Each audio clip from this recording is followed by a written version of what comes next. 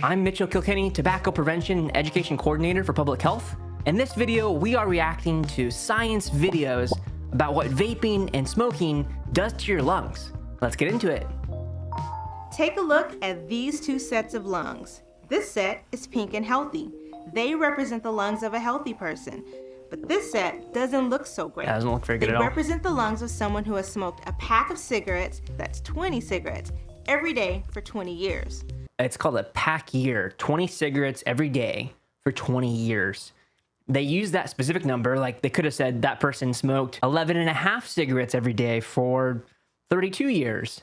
But they chose that number specifically because those are the recommendations for a low-dose CT scan. And so we know that people who smoke typically 20 cigarettes every day for 20 years, or maybe it's 40 cigarettes every day for 10 years.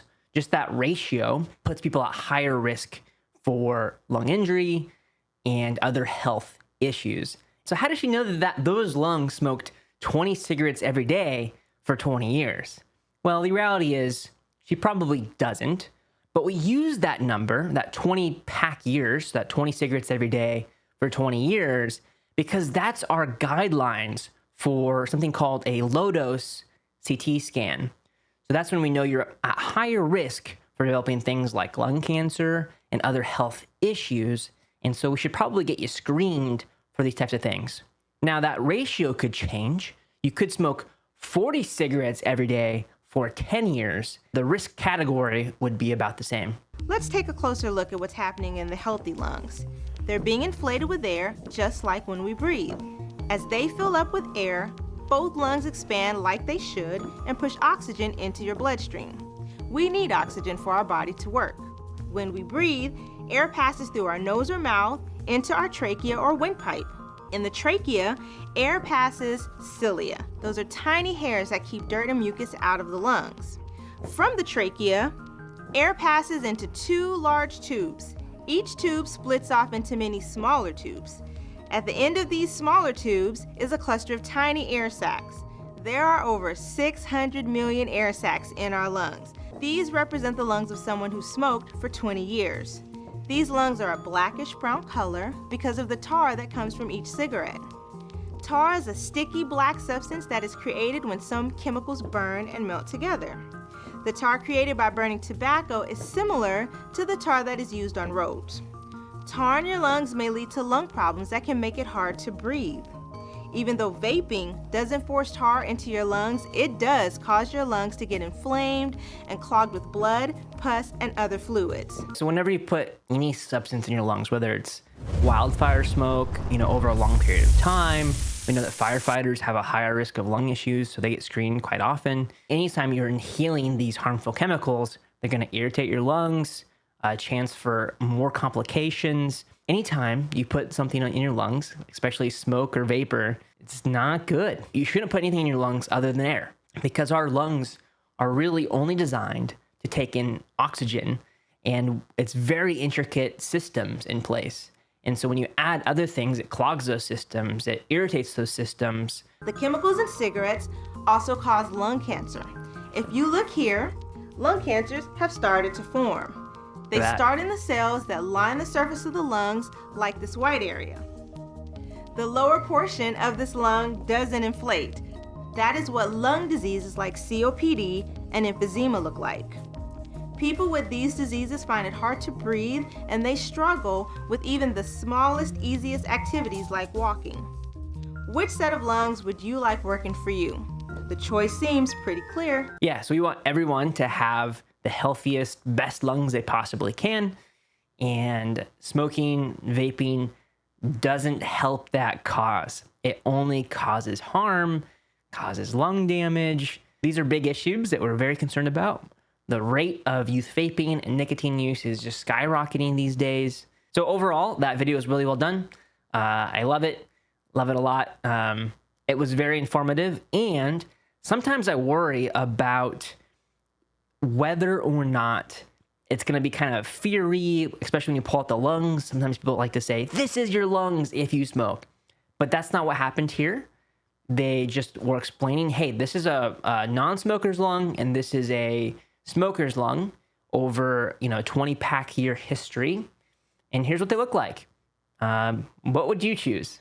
So very open, very kind, and just trying to raise awareness and all the good things. So overall, 10 out of 10 video. Slap it up there. Put it on there, Zach. 10 out of 10. And what we're showing is 2 lungs, basically, with 2 50 ml beakers sitting at the bottom with the e-vape vapor going straight to the bottom of both of those beakers over that span of time, which is what the average person does. And when the hour is up, what we're gonna do is open up the chambers, and what you will see is condensation along all the walls of the chambers, and you'll also be able to see a little bit of droplets of maybe about a mil or so of e-vape juice that didn't come back out as smoke. Yeah, so it looks like they set up an experiment here where they took vape, like propylene glycol, vegetable glycerin, and they heated it to create smoke, and then used the smoke in a test beaker tube and simulated it for like an hour and a half. So that might, be, if you smoke regularly, maybe a few weeks or something like that. And what they found was surprising. There's a lot of remnants, right? These leftover propylene glycol, vegetable glycerin on the surrounding surfaces. And in fact, there was a lot of liquid in the test tube, in the beaker. And so it's a big concern that goes into your lungs and sits in your lungs. And that's a big reason that it's an irritant to your lungs. Your lungs aren't really meant to filter those things out. They can filter out water. It can work on a lot of those things. But when you have this unknown foreign substance, it's very difficult for your lungs to process. It was an okay video. It was like fine. Give it a 6 out of 10. I like how fast it started. Wow.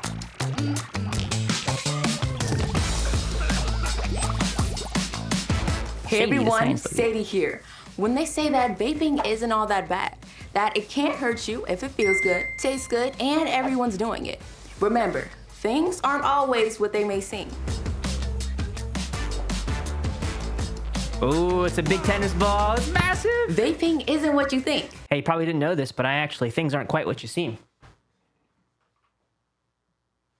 Look at this tennis ball. It's massive. It's huge. It's like the biggest tennis ball ever.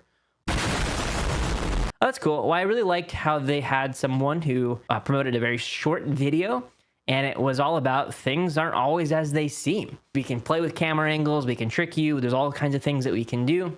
And so just because someone says this is just water vapor or this is safe doesn't mean it is at all. In fact, we know vapes are very dangerous. They have a lot of harmful chemicals, and the longer you use these things, the worse health outcomes you're likely going to face. Great video. I liked it. It was like poppy and flashy and cool.